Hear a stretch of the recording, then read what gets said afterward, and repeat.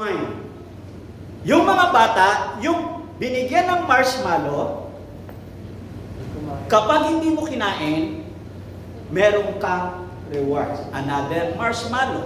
Within 15 minutes, pinag-uusapan natin ha. Pero kapag kinain mo, wala ka ng marshmallow. Then, the end of the story, pinag-aralan nila yung dalawang grupo, yung kumain at hindi kumain. Alam niyo pinaka-successful? Yung mga bata hindi kumain. Meron silang tinatawag na delayed gratification. They know how to control themselves. Importante po yun sa tagumpay. Kaya ang title ko, di ba? Private victory first before public victory. Importante. Kaya nga doon pa lamang sa study, pinapatunayan na, kaya kanina pa lamang, kinakausap ko na kayo patungkol doon sa bago magministeryo si Kristo. Yes, totoo yun. Maraming bagay na hindi natin gusto, pero we need to understand if we control ourselves. Sabi ni Charles Swindoll, life is 10% what happened to you, and 90% is what? How you react. Marami ba akong problema kung nagdaang araw, nagdaang buwan? I have. Super, sabi na, when it rains, it falls. Yung bang akala ko, puro pagpapala na, biglang nagbago ang panahon. You know what I did? Nanahimik lang muna ako. Be silent. And know your God. Hindi mo natin maiwasan. Kaya nga may salitang force majeure. May mga problema na hindi natin kayang hawakan, pero kaya nating hawakan kung ano ang ating itutukoy. That's why life is 10% what happened to you and 90% how you react. That is the most important thing. Sabi ng isang doktor na si Dr. Monroe, ano raw ang pinakamayamang lugar sa balat ng mundo? Pamilyar ko kayo yan? Sa Gala Coffee. Tinanong ko doon, pupunta kasi 3 beses na ako nakakapunta dyan. Tinanong ko yung guide, bakit yung coffee ninyo nakahang? Is that part of your culture? Eh, lang sabi. Kaya namin inahang yung kabaong kasi kinakain ng mga hayop. Hindi din. Kaya ayaw namin ilibig, pinahang na lang namin para hindi makain ng mga hayop, mga baboy lang yung panahon. Yun lang pala story. Grabe kayo nakakawa. Grabe. May kala ko kultura. Talagang pinsan, walang alam. No. Pero sabi ni Dr. Monroe, anong pinakamayamang lugar? And he said, the wealthiest place in the world are not the gold mines of South Africa or the oil fields of Iraq or Iran. They are not the diamond mines of South Africa or the banks of the world. The wealthiest place on the planet is just down the road. It is the cemetery. Their life companies that were never started, inventions that were never made, best-selling books that were never written, and masterpieces that were never painted.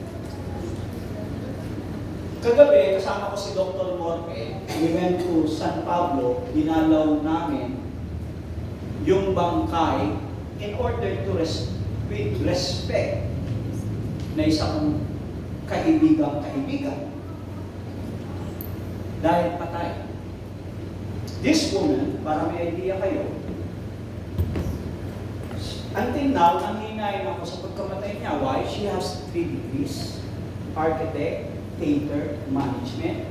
Nagmasteral sa Ateneo para may idea kayo. May hektaryang lupang pamana.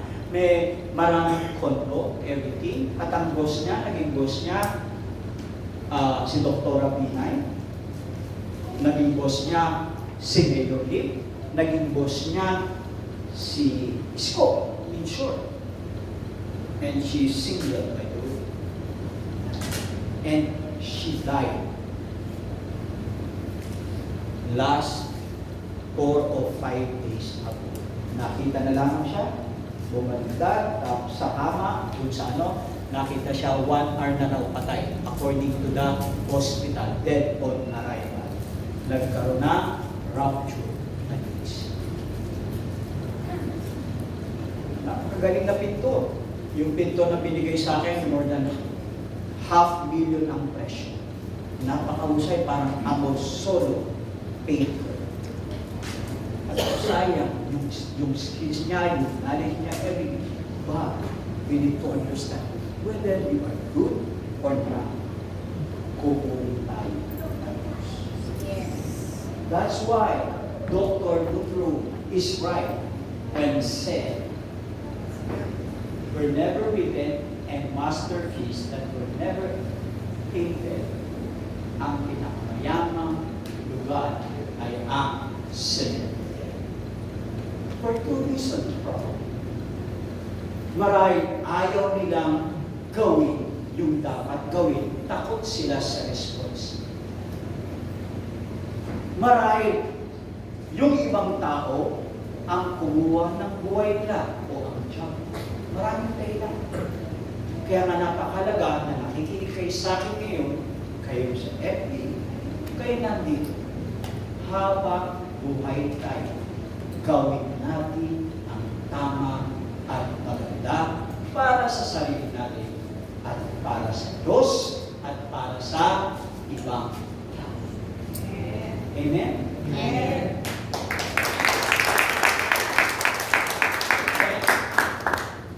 Maraming tao hindi nagtagumpay ang dahilan.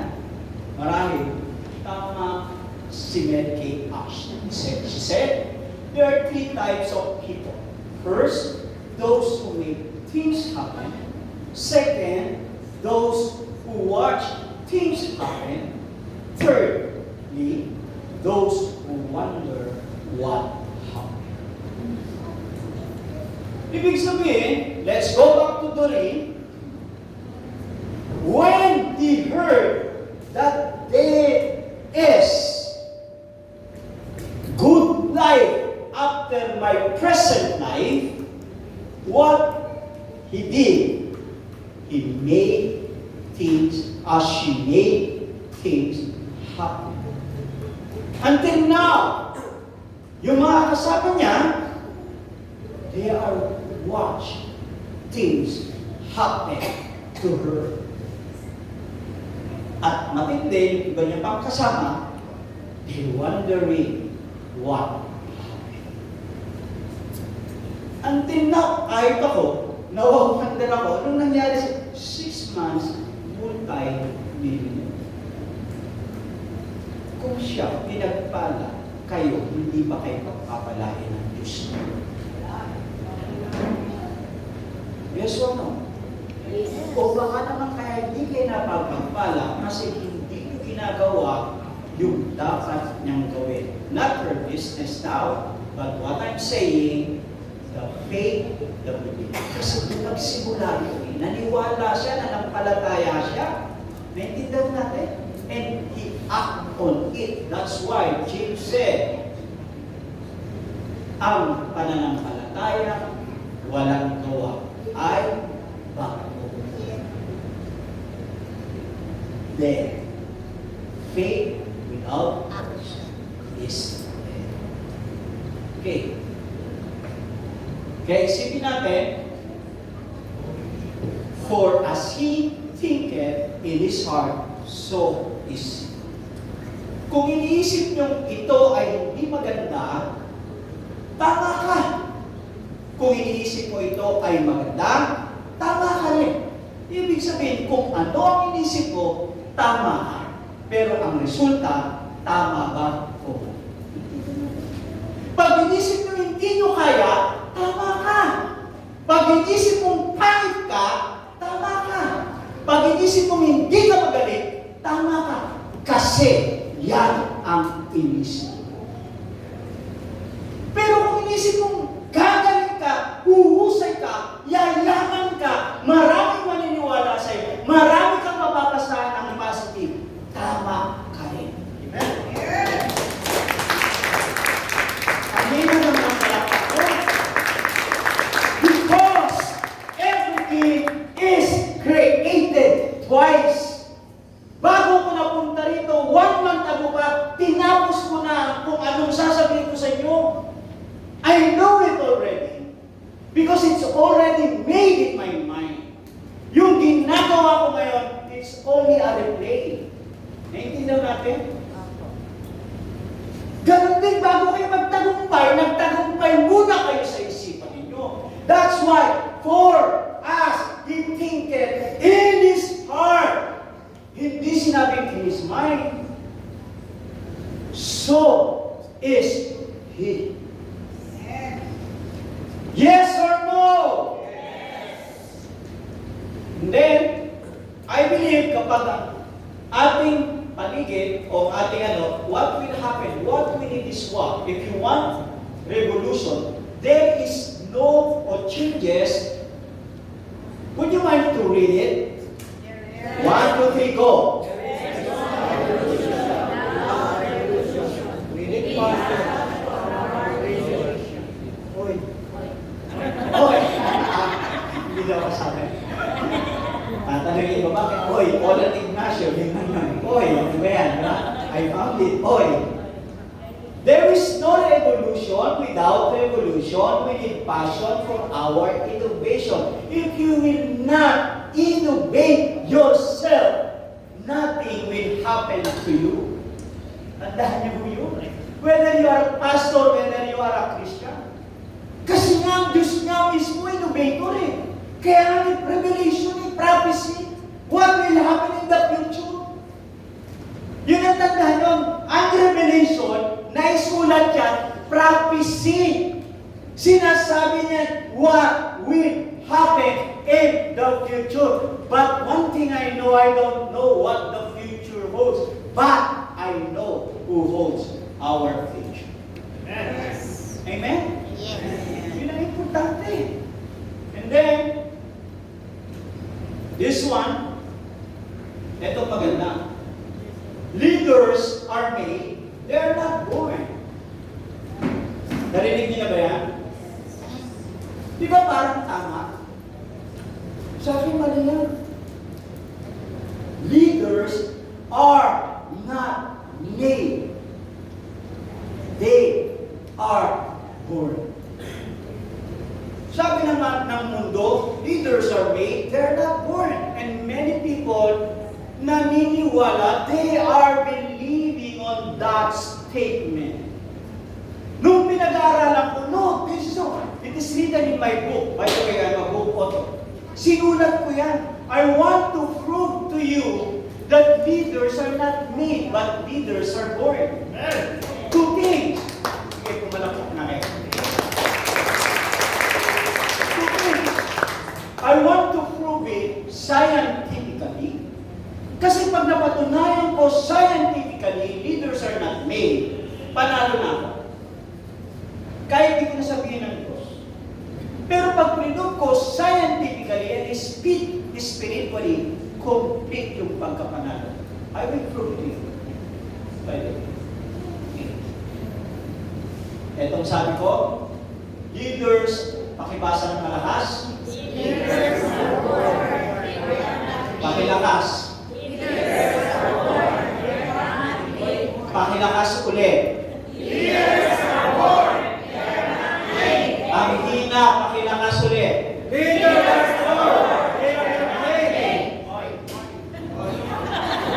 Hindi ko narinig. Okay. One. Let's talk about the sperms.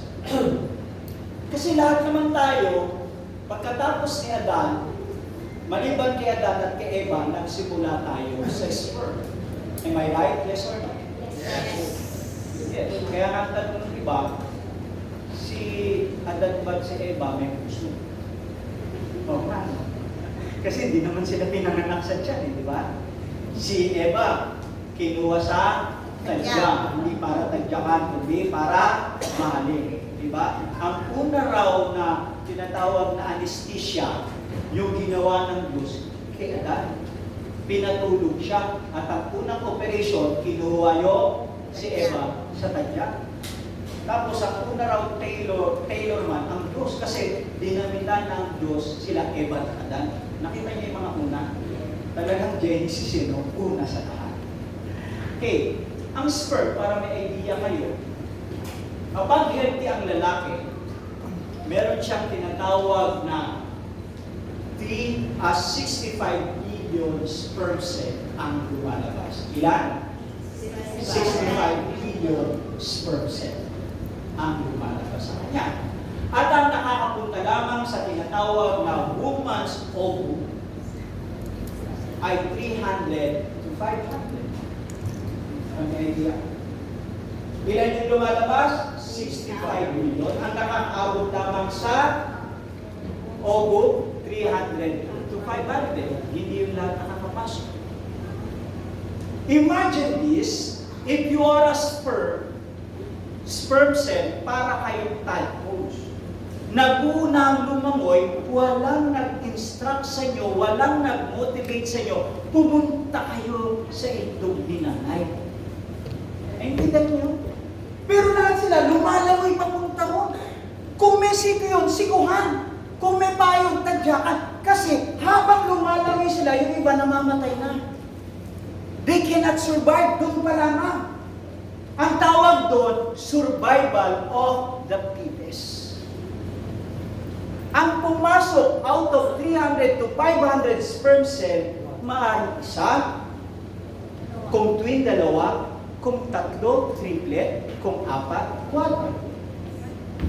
Therefore, yung competition, hindi pa kayo pinapanganak sa lupa, meron na. Therefore, doon pa lamang sa tiyan, winner, leader na kayo. You are not made to become a leader. Nobody instruct you to become a leader. Bakit sabi ng iba, yung iba parang bobo, bagal, ganito. Kaya nga may late bloomers eh. Bakit parang nabobo yung iba? Bakit delayed learning? Why? Influensya ng magulang, paaralan, ng media, ng kapaligiran. Hindi daw natin. Kaya nga habang nag-aaral tayo, ibang katalino. Pero in real life, bobo. Yung iba yung mga bobo na nasa robot na, katabi pa ng rest ng basurahan, pagdating sa real life, sila yung matatalino. Yes or no? Yes. Nag-unleash. Si Doreen, nag-unleash. Hirap dati, ganito, mukhang mukha, di ba, binibenta, ganito. Pati mukha, nagbago, tim-tim. Pwede ba? Yun yun, ang epekto, kapag maganda ang loob, pati labas. Then, let's talk about spiritual matter. Para may idea kayo, ito yung tinatawag na.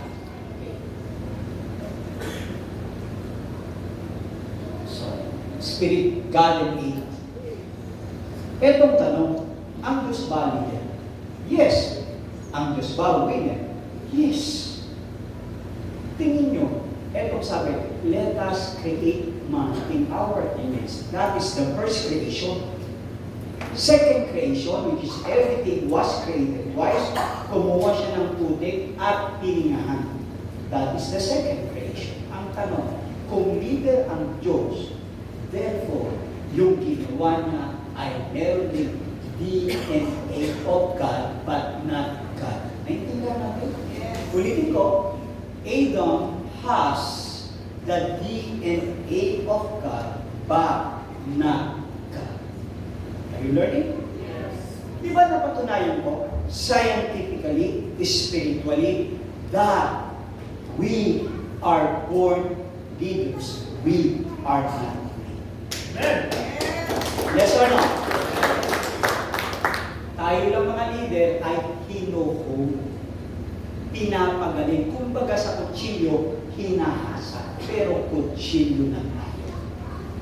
Are you learning? Kaya kailangan nyo ng training. Kailangan nyo masahin palagi ang mind nyo every day. Then, spiritual insight. Natapos na ako. Okay. Hindi ko natutuloy yung iba. Kailan ba yun? Hindi okay. Tutuloy ko pa. Amen. Kailangan pa ng palapak na malakas. Tapusin ko. Kung bata pa naman yung Koreano eh. Mukha rin naman akong Koreano eh. Okay. Kilala niyo yan? Yes. Hindi nyo kilala, di ba? Kasi hindi kayo palabasan. Hindi kayo palabasan. Siya si Jessica Fox.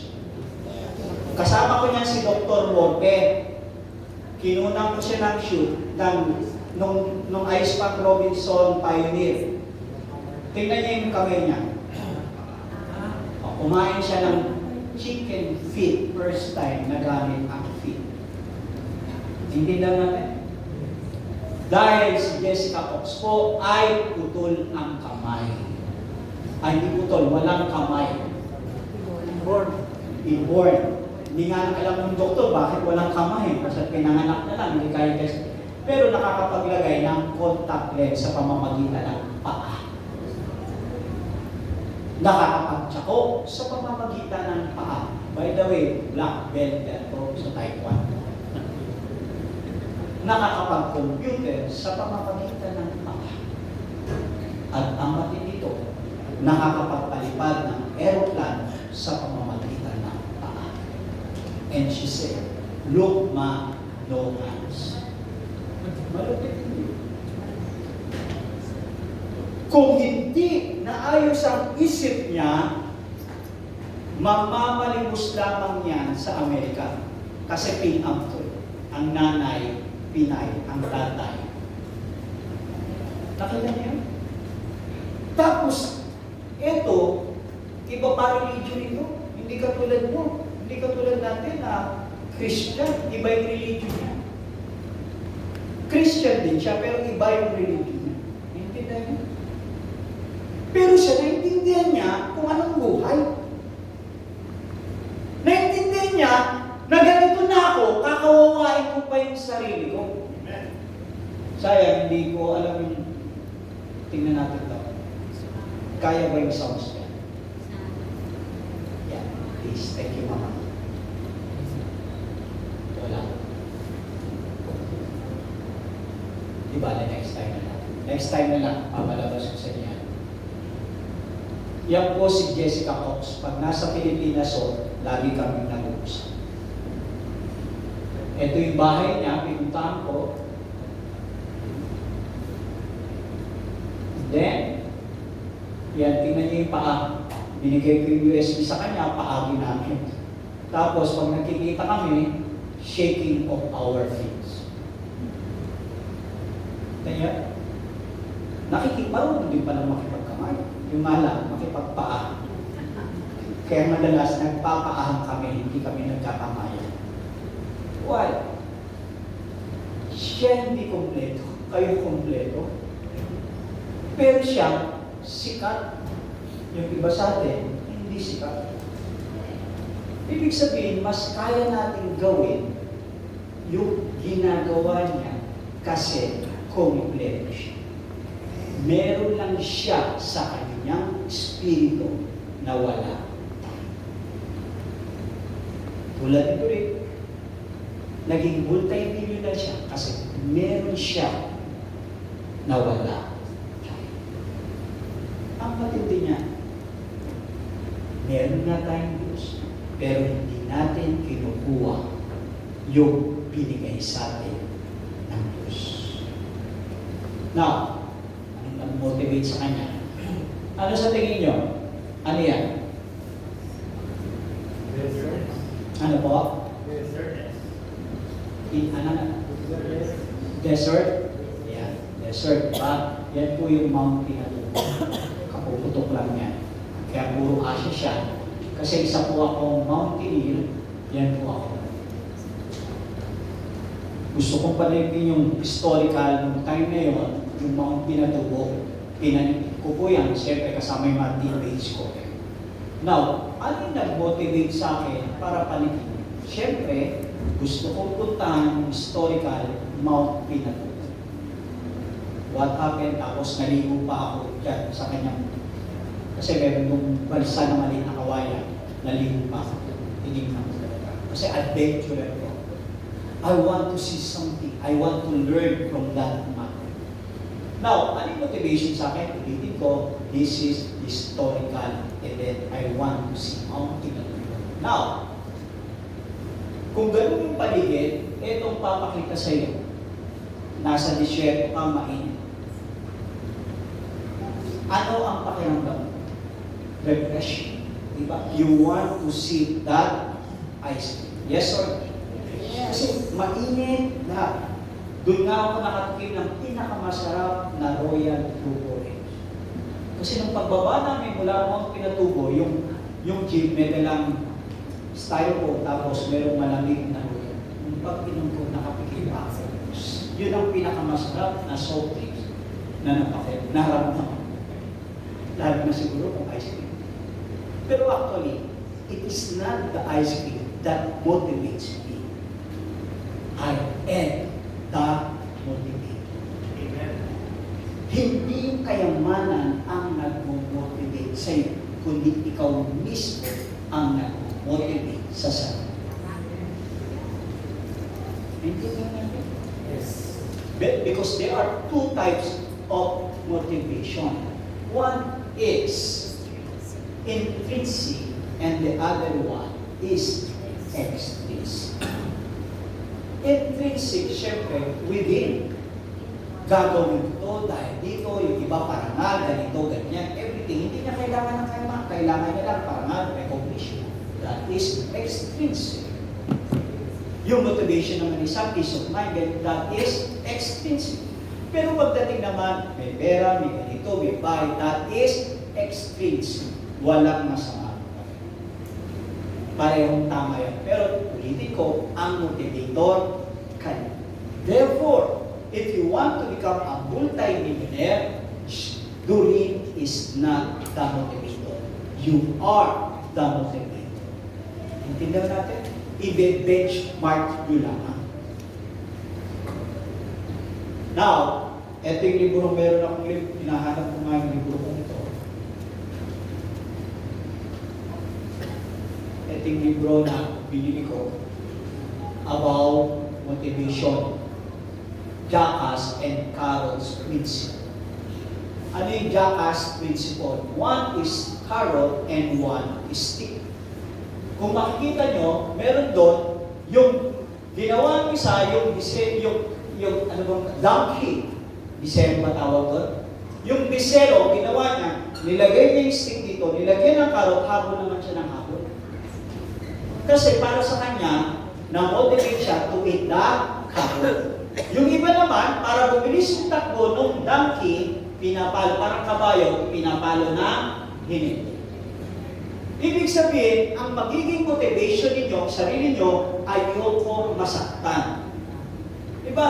At katulad ng mga magulang, ayoko matulad sila sa akin, kaya gusto ko maging successful. Intindihan natin? Stick. Ano naman yung reward? Yung mga anak ko, hindi mararanasan yung naranasan. Then, okay.